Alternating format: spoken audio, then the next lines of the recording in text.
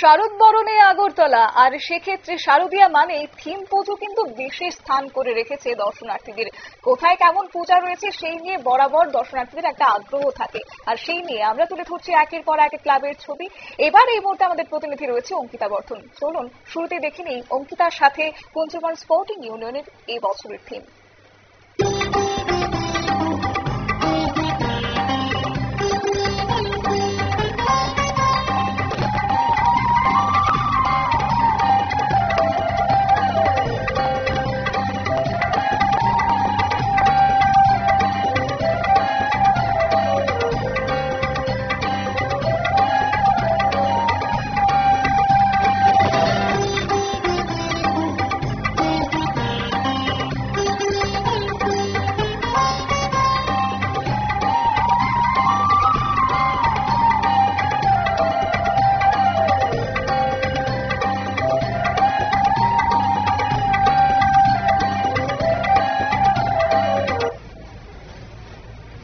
দেবী পক্ষের সূচনা হয়েছে।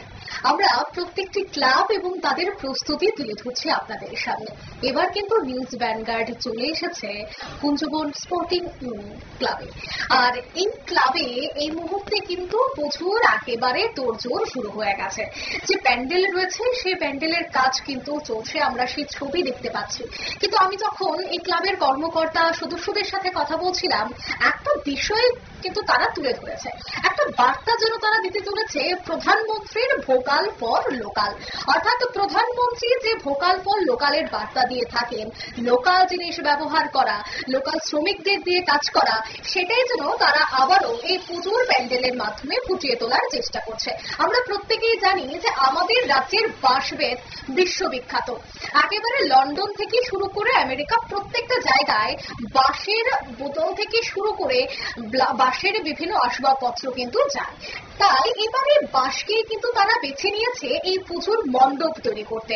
আমার পেছনের যে ছবি, সেই ছবি এবং আমার আশপাশের যদি পুজো মণ্ডপটাকে একটু ঘুরে দেখাই, চারিপাশে কিন্তু রয়েছে ছড় এবং বাঁশ। কোনোভাবেই কিন্তু দেখা যায়নি যে ত্রিপুরা বা ত্রিপুরার যে ঐতিহ্য, কৃষ্টি, সংস্কৃতি, তার বাইরে গিয়ে কোনো চিন্তা ভাবনা। সবটাই কিন্তু গ্রাম বাংলা, ত্রিপুরার ঐতিহ্য, ত্রিপুরার সংস্কৃতি, ত্রিপুরার যে আলাদা এক ছোঁয়া এবং বাঁশবেতের যে কারুকার্য, সবটাকেই যেন ফুটিয়ে তোলার চেষ্টা করছে ক্লাবের কর্মকর্তারা। এবং আমার ভেতরের যে ছবি দেখা যাচ্ছে একেবারে উপর থেকে নিচ পর্যন্ত সবটাই কিন্তু বাঁশ দিয়ে তৈরি করা হচ্ছে। এবং আরো একটা গুরুত্বপূর্ণ বিষয় আমি আমাদের দর্শকদের সামনে তুলে ধরবো, যে এই যে পুজো মণ্ডপে যে মায়ের মূর্তি এখানে বসবে, তার মধ্যেও কিন্তু রয়েছে অন্য একটা ছোঁয়া, সেটা হচ্ছে ফাইবারের মূর্তি। আমরা প্রায় সময় দেখতে পাই যে মাটির মূর্তি তৈরি করা হয়, কিন্তু এবার ফাইবারের মূর্তি দিয়ে কিন্তু এবার তারা পুজো করছেন। তাই আমি আমার সাথে একজন রয়েছেন ক্লাবের সদস্য, আমি প্রথমে আপনার থেকে জানবো এই যে আলাদা একটা চিন্তা যে প্রত্যেকেই মাটির মূর্তি তৈরি করেন, যদি একটু এদিকে আসেন, ফাইবারের মূর্তি এবার বসানো, এর পেছনের যদি একটু চিন্তা। অ্যাকচুয়ালি আপনি যেটা কিছুক্ষণ আগে জাস্ট বলছিলেন আপনি দর্শকদের, সেটা হচ্ছে যে আমরা ফাইবারের মূর্তি করার কারণটা একটাই, সেটা হচ্ছে আমরা চাই যে আমরা যে ঠাকুরটা এখানে সবার সামনে রাখবো, সেই ঠাকুরটার বিসর্জন হয়তো নামে বিসর্জন হবে, কিন্তু অ্যাকচুয়ালি আমরা চাই না যেটা বিসর্জন হয়ে যাক। কারণ একটা বিসর্জনের পরেই তো আবার আনন্দ শুরু হয়, পরে আবার এক বছরের আনন্দ আমরা কবে করব তার দিন গুনতে থাকি।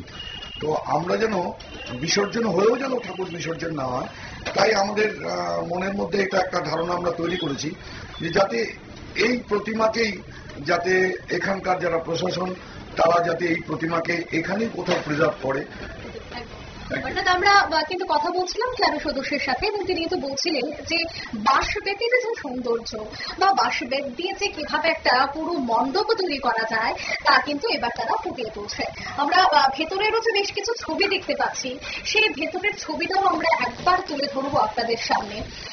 প্রথমে এই ছবিটা দেখাচ্ছি, সম্পূর্ণ বাঁশ দিয়ে কিন্তু তারা স্ট্রাকচার তৈরি করেছে, এবং সেই বাঁশেরই কিন্তু প্রথম যে মূল দিক থাকছে যেখানে মণ্ডপে প্রবেশ করার, তার ছবি আমরা দেখছি। এবং এই জায়গার ছবি যদি দেখতে হয়, যে পাতিল, মাটির যে পাতিল, সেই পাতিল কিন্তু সেখানে বসানো হয়েছে, সেখানে একটি লাইট দেওয়া হয়েছে, অর্থাৎ কোনোভাবে যেন দেখানো হচ্ছে গ্রাম বাংলার ছবি। অনেক ক্ষেত্রে দেখা যায় যে পুজোর বিভিন্ন সরঞ্জাম বা পুজোর বিভিন্ন জিনিসপত্র দিয়ে যে সাজানো হয় তা কোনো একটা ভাবে প্রকৃতিকে দূষণ ছড়াতে বিশেষ করে হার্মফুল হয়ে থাকে, বা প্রকৃতির দেখা যায় যে রীতিমতো দুর্গাপুজোর পর একটা দূষণ যেন অনেকটাই বেড়ে যায়। কিন্তু এই মানে আমরা ক্লাবে এসে দেখতে পেলাম যে এখানে কিন্তু সম্পূর্ণ বাঁশ এবং মাটির তৈরি জিনিসপত্র ব্যবহার করা হচ্ছে, এবং তাতে যেন আরো একটা বার্তা যে দূষণ না ছড়িয়ে কিভাবে আমরা একেবারে একটা মিশে যাওয়া, প্রকৃতির সাথে মিশে যাওয়া সামগ্রী দিয়ে আমরা একটা সুন্দর মণ্ডপ কিভাবে তৈরি করতে পারি, এবং শহর সহ শহরতলির মানুষকে কিভাবে একটা পুজো উপহার দিতে পারি, তা যেন কোনো একভাবে একটা বার্তা দিতে চাইলেন এই ক্লাব কর্মকর্তারা। ক্যামেরা জাকির হোসেনের সাথে আমি অঙ্কিতা, নিউজ ব্যাংগার। পঞ্চমন স্পোর্টিং ইউনিয়নের প্রাক মুহূর্তের প্রস্তুতি আপনারা দেখলেন, এবং ত্রিপুরা রাজ্যের কৃষ্টি সংস্কৃতি বাঁশ বেতের শিল্পকে এবার দিয়ে রীতিমতো তারা ব্যবহার করছে পুজো মণ্ডপে। অন্যদিকে এবার দেখাবো পোস্টার ক্লাবের কি থিম রয়েছে।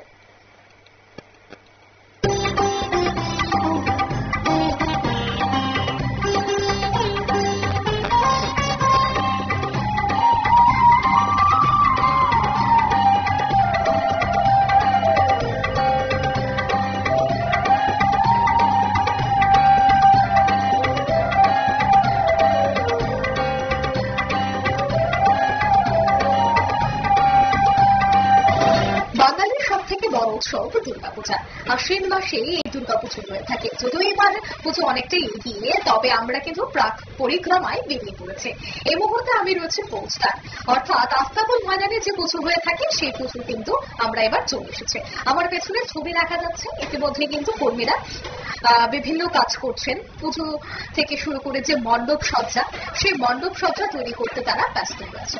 কিন্তু একটা বিষয় না বললেই না হয়, এই আস্তাবল ময়দানের পুজো দেখার জন্য দেখা যায় যে একেবারে শহর গ্রাম প্রত্যেকেই কিন্তু একটা কথাই বলতো যে আস্তাবল ময়দানের পুজো দেখতে হবে, এবার দেখা হয়নি।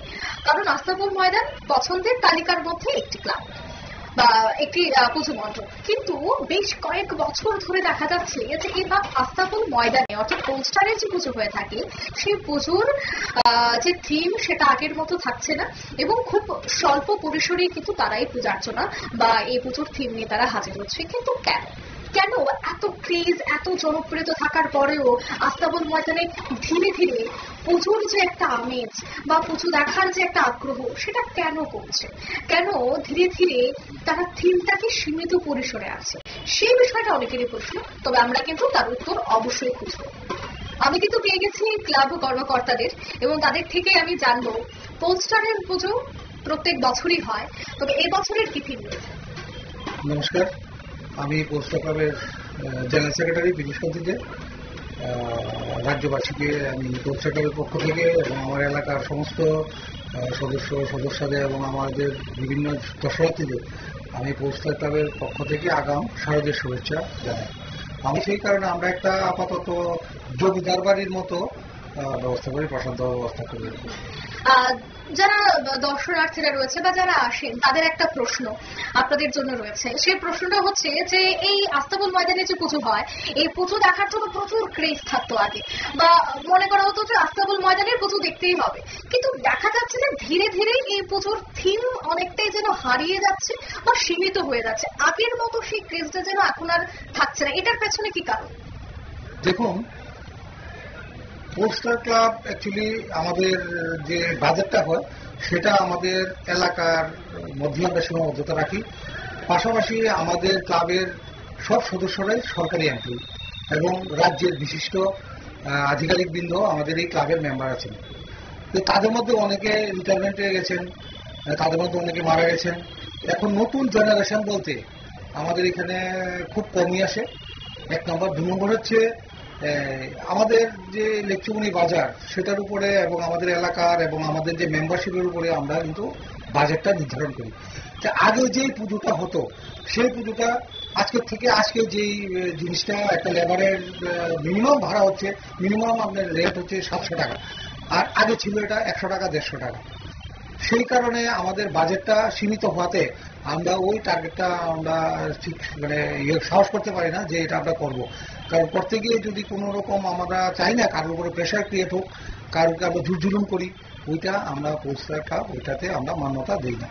ঠিক অর্থাৎ বাজেট যত হবে সেই বাজেটের উপরে কিন্তু পুজো যে প্যান্ডেল রয়েছে, মণ্ডপ রয়েছে এবং তার থিম সবটাই নির্ভর করবে, সে কথাই কিন্তু তারা তুলে ধরলেন। ক্যামেরা জাকির হোসেনের সাথে আমি অঙ্কিতা, নিউজ ব্যাংকার।